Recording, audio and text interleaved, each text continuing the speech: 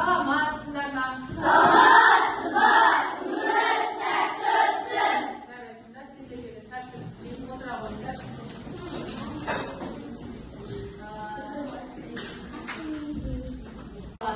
Сенде бір кірпіш дүниеге кетігін жақта бар қалам деп жырлаған ақынымыз кім екен? Абай Құнанбай.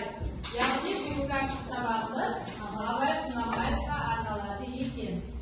Енді біріншімен үй тапсырмасын сұрап алайық, үй тапсырмасына дайын болып отырыңдар, жарай ма? Сендерді не дейді екенбіз?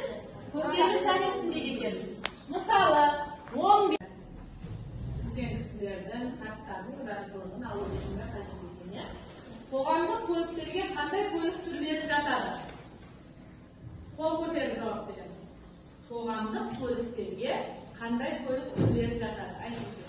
Қоғамдық көліктегі троллейбус, метро, трамвай, автобус, жеңіл көліктер, Тағы басқа.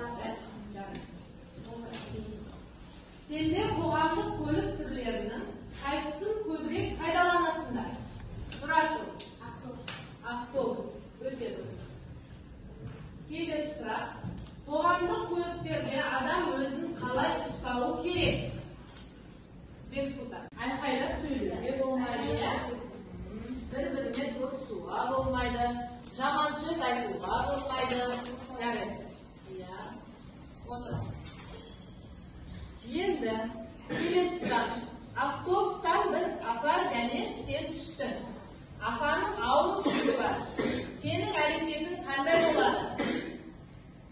Мерей.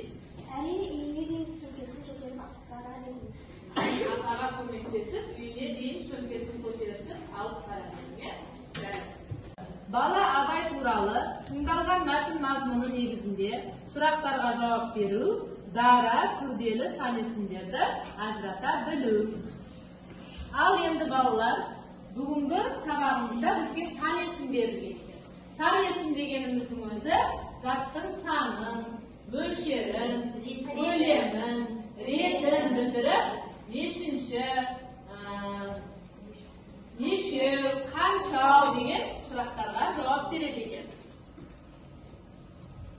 Сан есіміміз дара сан есім және қалдық. Енді тапсырма. Тапқырлар тобы. Сендер сол Абай жайлы не түсіндіңдер? Сол жайлы жазасыңдар. Сендер Абайдың жаңағы өмір сүрген жылдарын айтып өтті ғой. Солар жайлы шығармалар жайлы жазасыңдар. Тапқырлар тобы. Өздеріңдер тобы. Сендер де Абай жайлы не тыңдап көрдіңдер қазір? Нені естідіңдер? Сол жайлы жазасыңдар. Жарай ма? Мынаған жазасыңдар. Сосын маған топпен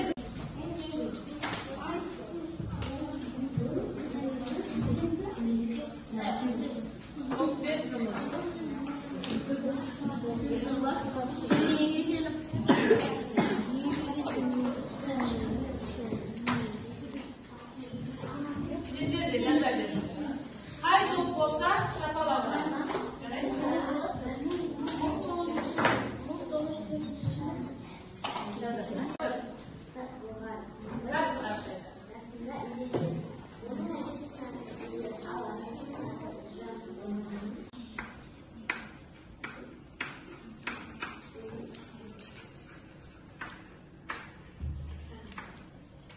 Жасында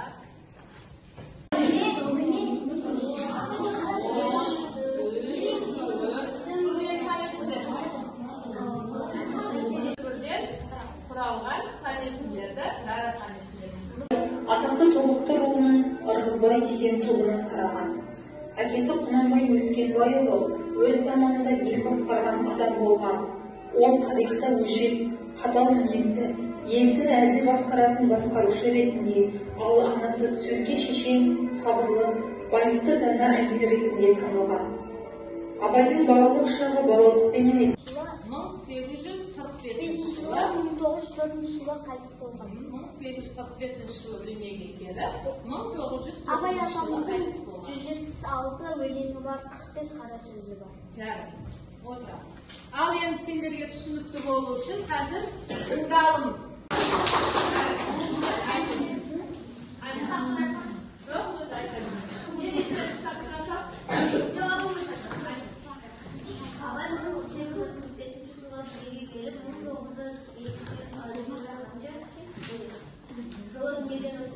Ada tuh saat ini Agisa sebenarnya serius.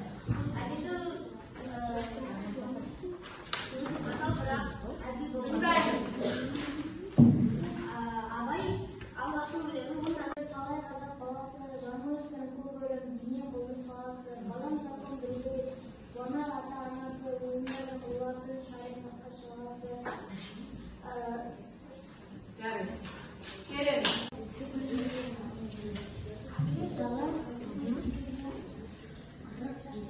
Kız söylemeyin ya. Ak giyimli deneli ak sakallı, sokar muka tanımastırı canlı, üstü basaklı otusu su, baskan deri sıkırlar gelip kaldı. Çağırırsın. Git. Бесмысlige асықпау, бесмысlige қашықпау, адам болған десеңіз, түген өмірің алдында оған қайғы шексеңіз, өсек өтірік мақтаншақ, леншік бекер малшыш. Daha kapsamasın. Sızıp olsun. Klas bile. Abay akamızın boğazı.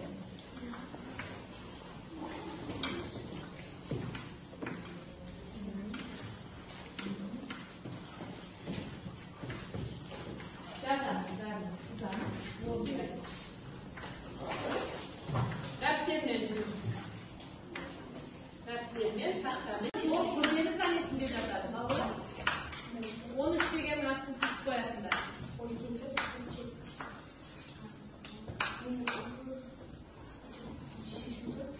Ne yapıyorsunuz yazılan ya?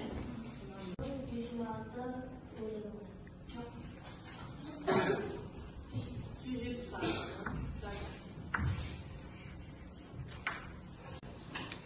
Sahnесini kaçsına koyarsın? Dara sahnesi mi kurdeye sahnesi? Kurdeye diye. Ne de yazarsın? 65 ya 160 130 ya tағы басқа жарайсыңдар. Енді сендер біздің бүгінгі тақырыбымыз бала абай болып тұр. Абай жайлы не білесіңдер? Бір білетін нелерің хабарларың бар ма? Абай деген кім болған екен? Абай орыс тілінен Лермонтовтың, Пушкиннің өлеңдерін орыс тіліне қай тілге аударды? Қазақ тіліне аударды. Аудармашы деп жазуымызға болады.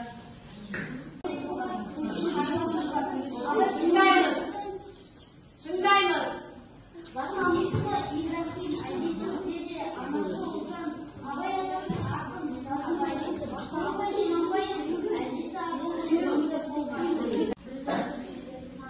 Sұрақтары қанша? 45 дегеніміз күрделі санесі екен, иә? 45.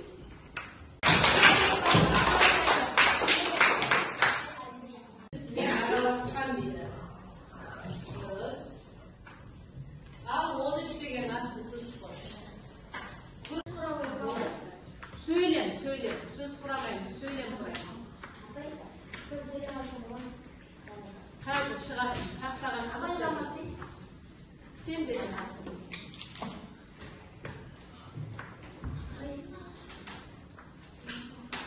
Не деп жасайын жатырсың?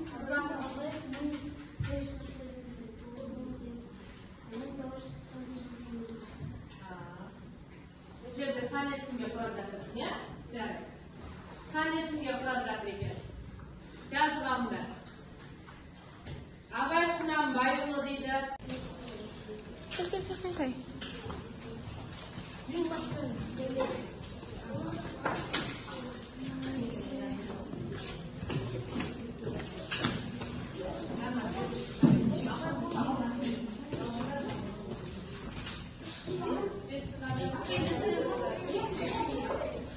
Сабақты жандар, таудың қай жеріне жабыстырасыңдар? Ең биік шыңына жабыстырасыңдар, мына жерге. Егер әлде мен ізденуім керек, кішкене не болуым керек, хабардар болуым керек десеңдер, мына жерге. Кішкене түсінбей қалдым десеңдер. Ал жабыстырасың.